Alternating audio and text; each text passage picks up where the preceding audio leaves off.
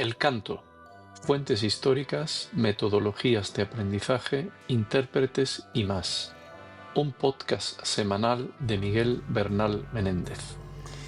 Buenos días o buenas tardes, según cuando escuchéis este podcast de esta semana, dedicado este episodio que hace ya el número 37, dedicado a Elisabeth Duparc, que fue llamada la Francesina, la francesita, como diminutivo. Fue una de las grandes divas de la ópera y sobre todo del oratorio en el Londres de Georg Friedrich Händel, el gran compositor alemán nacionalizado inglés. En sus primeros años, Elisabeth Duparc no era inglesa por ese apellido. Está en algunas fuentes como Duparc, como el compositor Duparc, todo seguido, y en otras fuentes aparece como Elisabeth Duparc.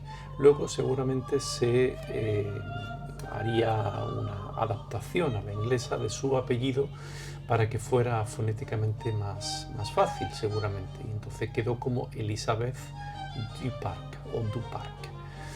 Y ya digo que en toda la fuente aparece también como la francesina, la francesita. Parece ser que por un retrato que tenemos de Faber era una chica muy agraciada y de pequeña estatura, con rizos, y que estaba especializada en los papeles, lo que hoy podríamos decir casi como una soprano soubrette, con profusión de una escritura adornada.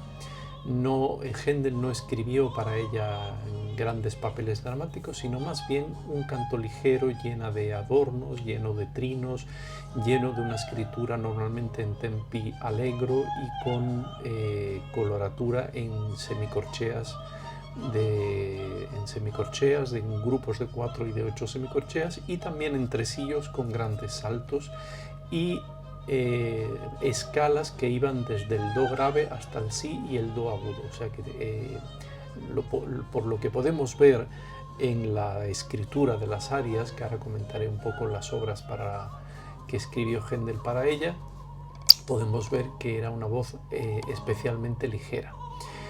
Fue una cantante francesa nacida aproximadamente, según las fuentes, en el año 1715, y algunas fuentes también que he consultado para este episodio del podcast dicen que pudo ser nieta de una actriz que participó en las obras del dramaturgo Molière, que también se apellidaba Duparc, pero esto ya son elucubraciones que no están argumentadas suficientemente.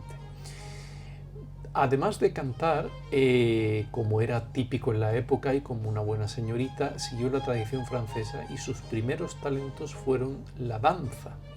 Luego viajó a Italia para perfeccionarse en el canto a la italiana y parece ser que tuvo una formación formidable porque ya cantó en Italia óperas de los grandes compositores, entre ellos Pórpora, y posiblemente fuera por motivo de esta aparición en una ópera de Pórpora que fue junto con el compositor italiano Niccolò Pórpora a Londres para ser, digamos, el rival de la ópera de la nobleza, la compañía de Pórpora, que rivalizaba con la compañía de Händel. Ahí hubo unos años, entre 5 y 6 años, donde hubo estas dos compañías, una capitaneada por Händel y otra por Pórpora, y la francesina Elisabeth Duparc perteneció primero a la compañía de Pórpora, y cuando esta compañía quebró se pasó a la compañía de Händel, y fue ahí realmente donde tuvo su mayor éxito.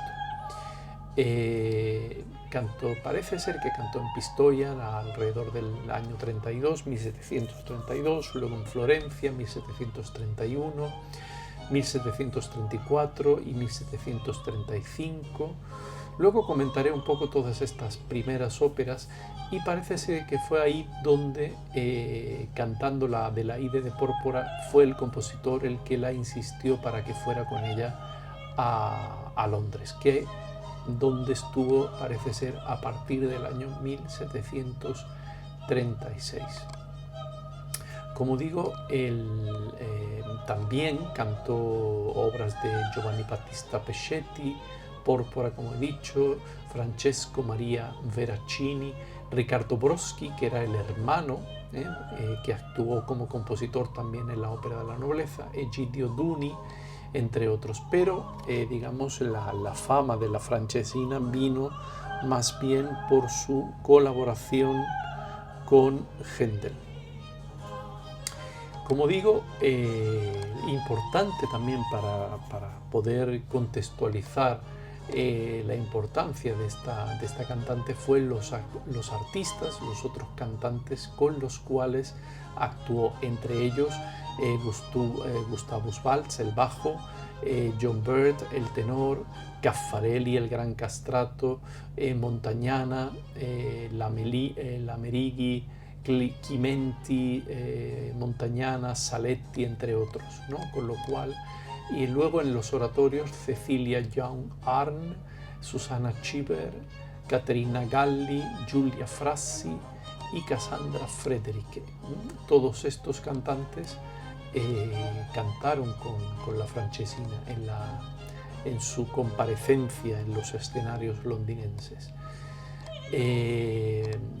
Puede decirse que las fuentes mencionan que cantó en 7 óperas de Händel y 18 oratorios u obras dramáticas en inglés en Londres. Ya sabéis que el tema del oratorio era, la razón del oratorio era que en los momentos en que el oratorio estaba la ópera estaba prohibida, porque era una época en la que los teatros estaban prohibidos, los teatros estaban cerrados, pues se seguía haciendo lógicamente música, pero con tema, digamos, religioso o de índole bíblica, porque había que seguir trabajando y había que seguir creando obras. Esto no quiere decir que los oratorios no se representaran, sino que había, digamos, era un poco de trampa para, digamos, poder seguir manteniendo esa actividad musical sin molestar a la iglesia, que en tiempos penitenciales, Semana Santa y demás, donde los teatros permanecían cerrados, pues los compositores tenían que seguir, y los cantantes y los músicos tenían que seguir haciendo música. En las óperas que participó esta Elizabeth Duparc o Elizabeth Duparc fueron Faramondo en el papel de Clotilda en el año 1738. Este fue el primer papel que Händel escribió para ella, y es muy interesante, como digo, siempre ir a las fuentes primarias, y en este caso, cuando hablamos de cantantes, estamos hablando de las partituras que están disponibles en internet, lógicamente, las partituras y las arias y dúos y conjuntos que Händel escribe para esta cantante. De esta manera podemos ver el tipo de escritura y el tipo de vocalidad que Händel buscaba en ella. Por eso podemos hablar con conocimiento de causa sin que nadie nos lo cuente, sino acudiendo, como digo, que es muy importante, a las fuentes primarias. La Clotilda fue su papel en la ópera Faramondo. Luego, en 1740, cantó la Rosmene en la ópera Himeneo. En el año 1741, la Deidamia, el papel principal de la ópera de Händel, Deidamia, que justamente fue citada y que ha servido de base musical un poco a este episodio. Porque el mismo Charles Burney, el historiador, citó que el paradigma de la vocalidad de la Elizabeth Duparc era en un área de la Deidamia, que se ha escuchado de fondo a mis palabras. Luego cantó la Salustia en el año 1738, un pasticho de la ópera Alessandro Severo, un pasticho, es decir, una obra que cogía trozos de diferentes obras y los juntaba para hacer un pasticho, igual que fue el papel de Calisto en 1739 de Giove Inargo, que tuvo música de Händel y Araya. Poro, Re dell'Indie, en la versión de 1736, aunque no se puede asegurar de que participara, aunque aparece en algunas fuentes. Lo más importante, como he dicho, de la participación de Elisabeth du Parc fue su participación en los oratorios, de los cuales, como he dicho, estuvo en 18. Por orden cronológico, Israel en Egipto, 1739, Dryden Ode, Alexander Feast, 1739, L'Allegro, il penseroso y el moderato, en el papel del penseroso, 1740, Joseph and his Brethren en el papel de Asenath, en 1744, Nitrokis en el oratorio Belsázar de 1745, Iole de 1745, el oratorio Hércules, la Teodora, que fue la creadora. Esto es importante puesto que las arias maravillosas de Teodora nos dan mucha pista de cuál fue la vocalidad de esta grandísima cantante soprano Elisabeth du Parc del año 1750 y que se convirtió en uno de sus roles emblemáticos. Luego vino la Ifis en 1752 en el oratorio Jefta, la Susanna 1749 también del oratorio Susana, la Semele 1744, aunque no fue quien estrenó el papel, sí estuvo en reposiciones posteriores. El Solomon, donde hizo la Reina de Saba, 1748, también por supuesto cantó Mesías, Messiah, el Mesías, cuando se dice en castellano muchas veces, donde se cantó en muchas reposiciones de este oratorio de Händel, digamos el oratorio más paradigmático y que más se hace hoy en día. La Esther, Samson, donde cantó, Saúl, donde cantó al Michal, el papel de soprano ligera y soubrette, 1743, que retomó en varias ocasiones. La Débora de 1744, donde participó en reposiciones, y el oratorio ocasional, The Occasional Oratorio, donde estuvo como primadonna también junto con uno de los tenores más famosos de la época, perdón, que fue John Bird. En los años finales, según las fuentes que se pueden consultar, Elisabeth du Parc abandonó los escenarios, pero estuvo vinculada siempre a la figura de Händel, hasta que las fuentes mencionan una última aparición en el Soho londinense en el año 1752, cantando también Händel. Parece ser que falleció en el año 1778 y ahí aparecen unos años donde no volvemos a tener noticias de ella, y falleció el día 20 de julio de 1778.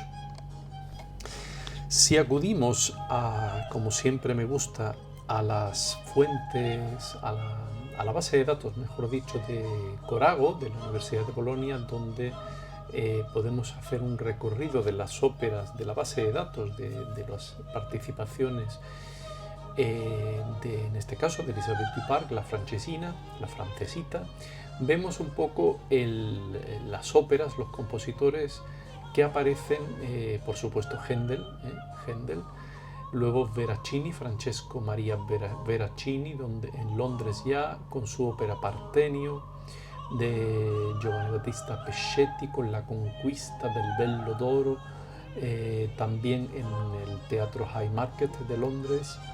Luego tenemos Giuseppe Maria Orlandini con el Arsaces en Londres también, 1737. Duni con su Demofonte en Londres, 1737. Como veis, estoy yendo hacia atrás, ¿no?, desde su época de Londres. Luego la Clemenza di Tito, no la de Mozart, porque es muy temprano, sino en 1737 en Londres Haymarket, Francesco Maria Veracini. El Demetrio de Pescetti en Londres 1737, la Merope, esta gran ópera de Riccardo Broschi, el hermano de Farinello, Carlo Broschi. Riccardo Broschi ya sabéis que era compositor y estuvo en la ópera de la nobleza, con la Merope. Luego una ópera de Hasse, 1736 en Haymarket igual, el Siroe Re di Persia de Hasse. Y luego en Corago me aparecen las óperas italianas que hizo en Italia, concretamente en Lucca, en Florencia, en Palermo y en Pistoia.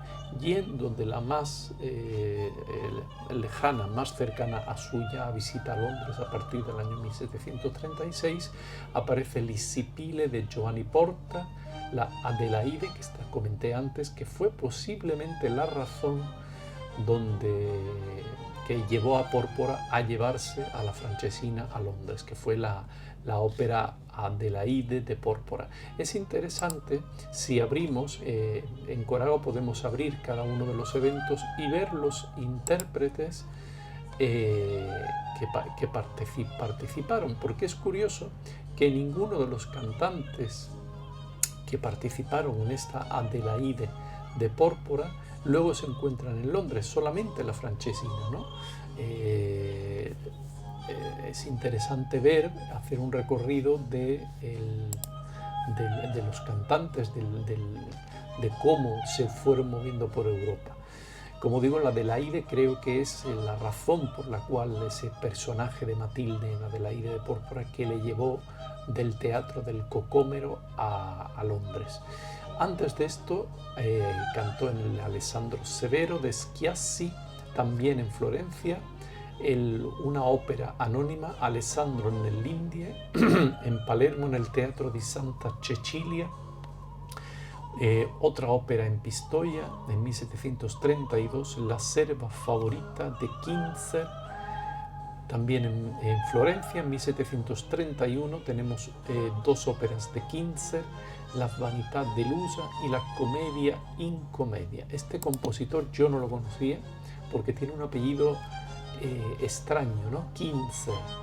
Kinzer, Giovanni Kinzer. Es interesante, seguramente investigaré un poquito más sobre este compositor, que si abrimos igualmente la base de datos de Corago, tiene bastantes óperas, tiene como 12 o 13 óperas que estrenó en Florencia, en Pisa, estuvo en Rímini, en Bolonia, en Génova, Turín, Pistoia, en Múnich y en Arezzo. Por eso es interesante siempre hacer una comparación de estos personajes, ¿no? De estos compositores, maestros compositores, y su relación con los cantantes. Bueno, pues como digo, os dejo este episodio por hoy ya con la información, con este recorrido por la vida y la obra, nunca mejor dicho, de Elisabeth Duparc, o Elisabeth Duparc, la gran cantante, la francesina, la francesita, la gran diva, una de las grandes divas de Händel en Londres. Nos vemos en el próximo episodio. Un saludo.